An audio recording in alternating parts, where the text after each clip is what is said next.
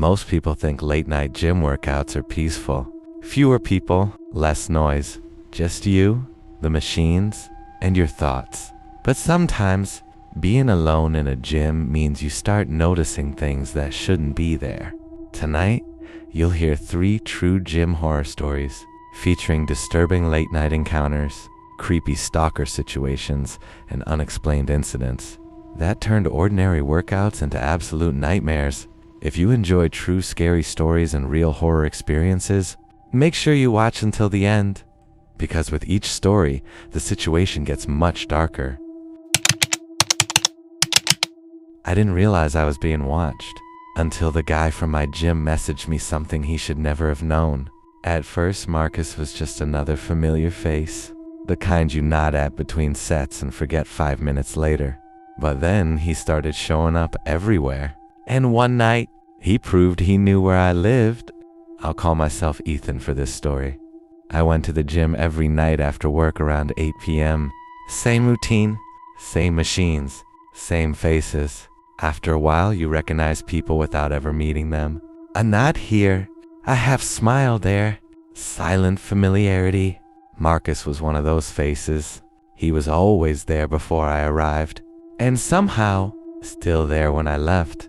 At first, nothing felt strange. One night, he finally spoke. Yo! That was it. After that, we talked occasionally between sets. His thoughts moved faster than his words, like his brain never slowed down. One night, he asked me for a spot on bench press. After the set, he didn't leave. He started asking questions. Where I worked, what time I came in, if I lived nearby. Normal questions, just too many at once.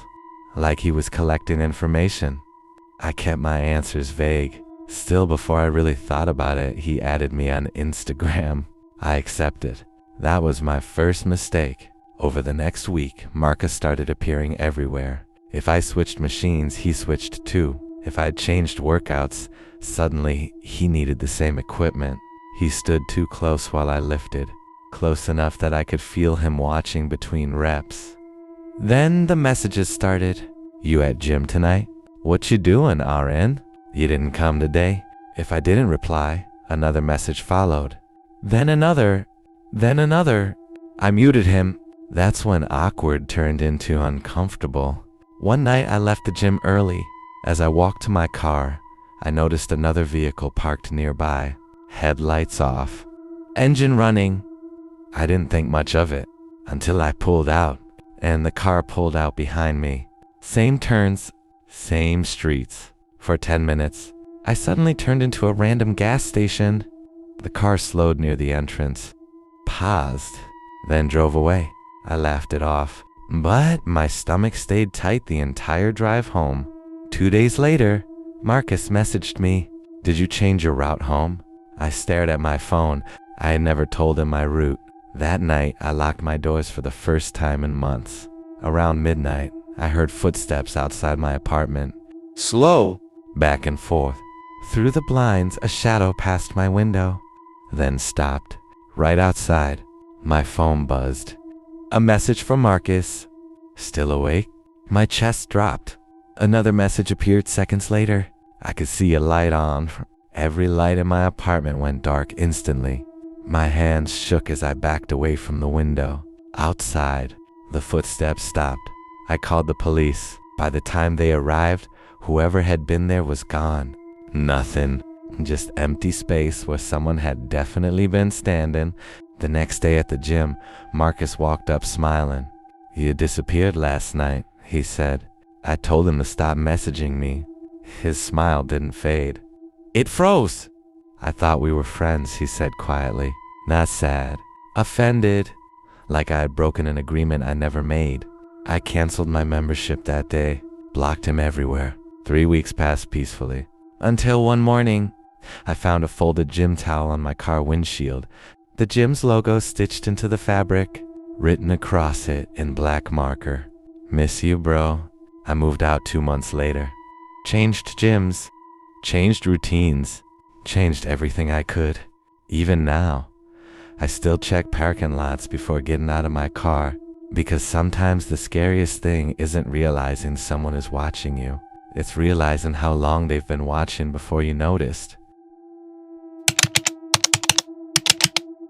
I used to think late night gyms were safe. Bright lights, cameras, people focused on themselves. No one paying attention to you. That's what I believed. Until the night I realized someone had been timing my workouts. I'll call myself Daniel.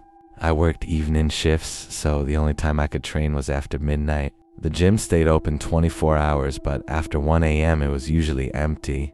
I liked it that way. No waiting for machines. No conversations. Just music, weights, and silence. Most nights only 2 or 3 people were there. Eventually I noticed him. Tall, hoodie up, always quiet. At first I barely paid attention, but after a few weeks, something felt off. Every time I finished a set and looked up, he was already watching me, not glancing away, just staring. I told myself it was normal. People look around, check mirrors, stretch. Still, patterns started appearing. If I switched machines, he finished and moved to the same machine. If I went for water, he walked toward the water fountain. If I stretched, he stretched nearby. Always close, never speaking. One night I tested it. I skipped ahead in my routine, went straight to leg press. He froze, then walked directly toward the machine. That's when my stomach dropped. He wasn't exercising, he was following my plan. A few nights later, I went to the locker room. It was empty, fluorescent lights humming softly. I splashed water on my face, and when I looked up, one locker door slowly closed behind me.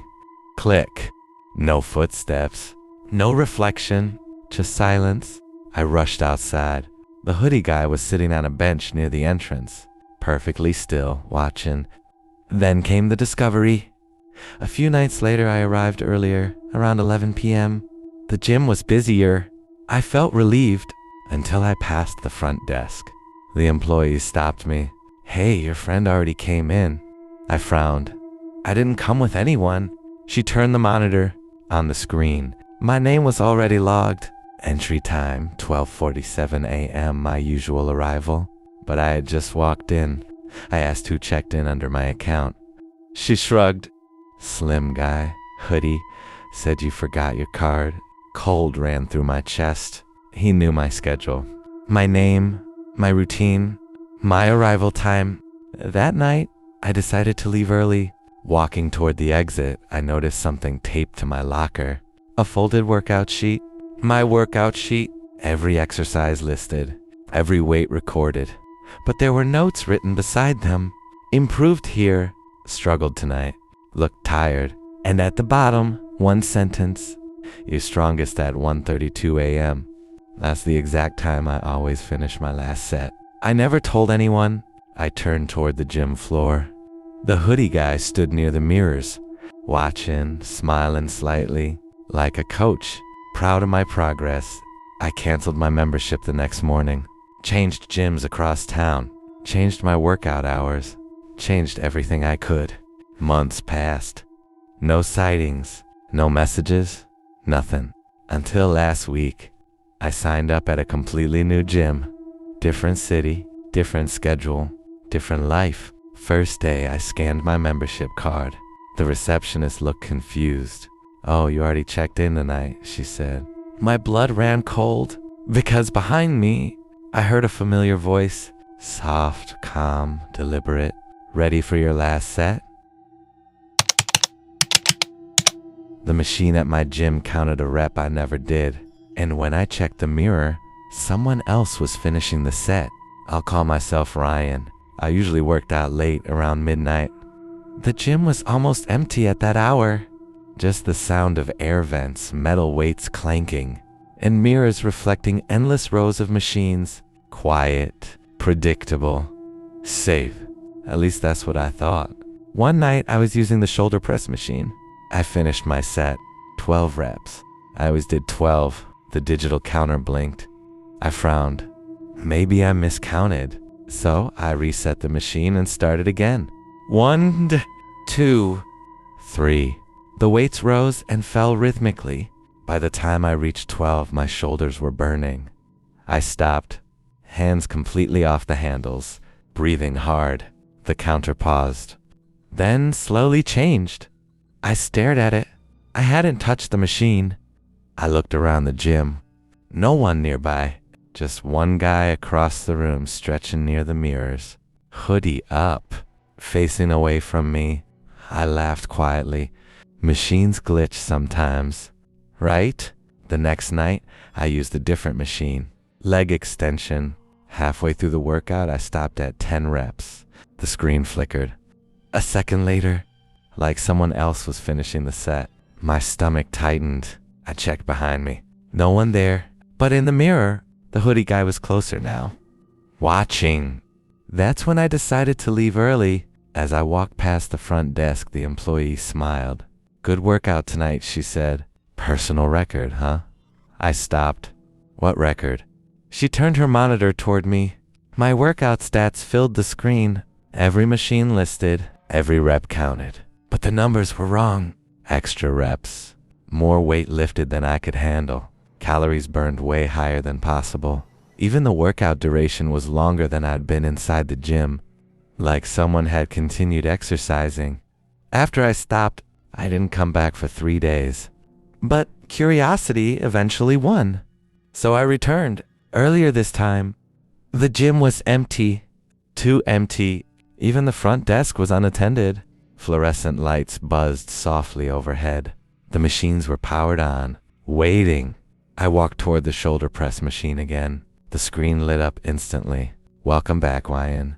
I froze. I had never entered my name manually before. Slowly, the counter reset to 0. Then the handles moved down slightly, by themselves, like invisible hands pressing them. The counter changed.